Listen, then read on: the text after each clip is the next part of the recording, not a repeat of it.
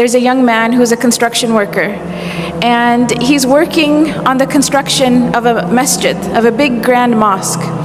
And at the completion of the construction of this masjid, the sultan who ordered the construction of the masjid, he wanted all of the construction workers to leave.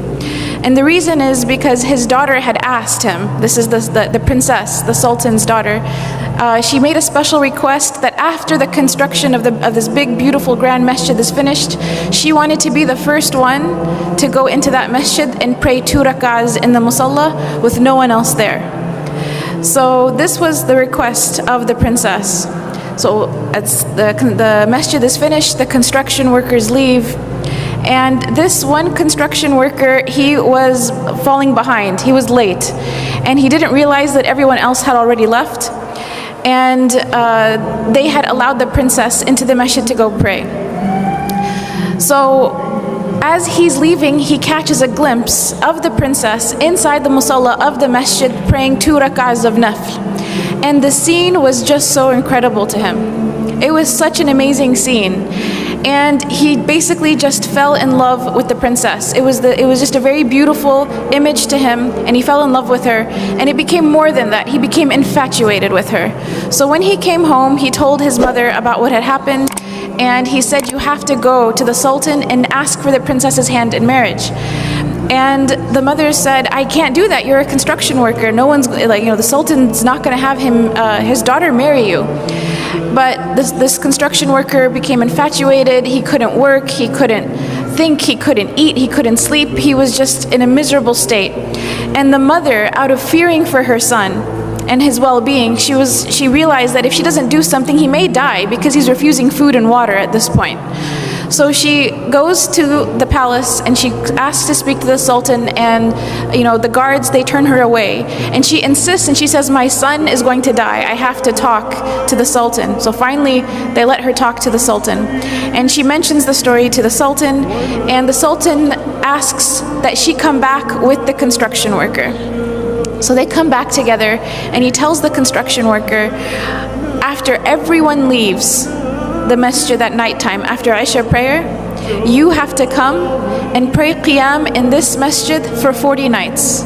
If you come and pray qiyam in this masjid for 40 nights straight, I will let you marry my daughter. And he said, there will be someone there to make sure that you come, and if you miss a day, we'll know about it.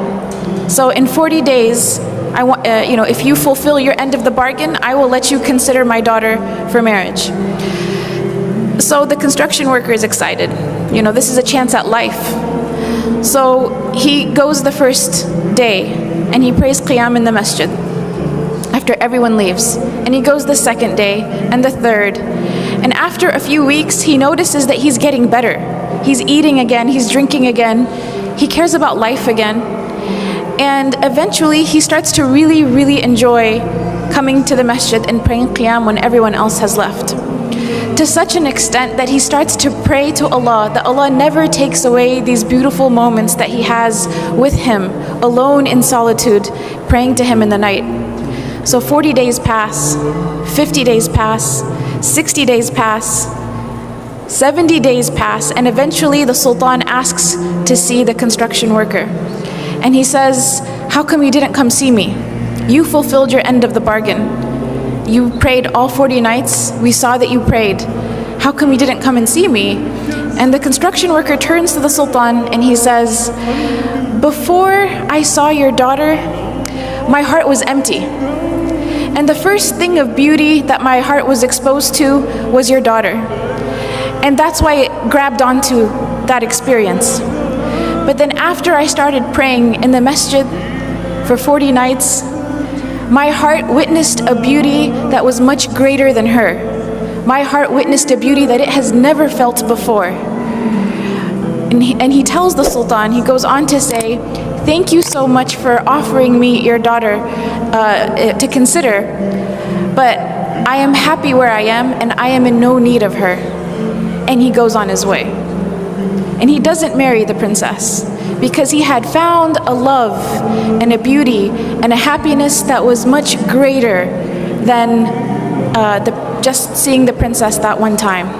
And this was the love of Allah subhanahu wa ta'ala. This is the beauty of a close relationship with Allah subhanahu wa ta'ala. This is something that only the one who has experienced it can really talk about it, or can, and even if they were to try to talk about it, it doesn't do it justice.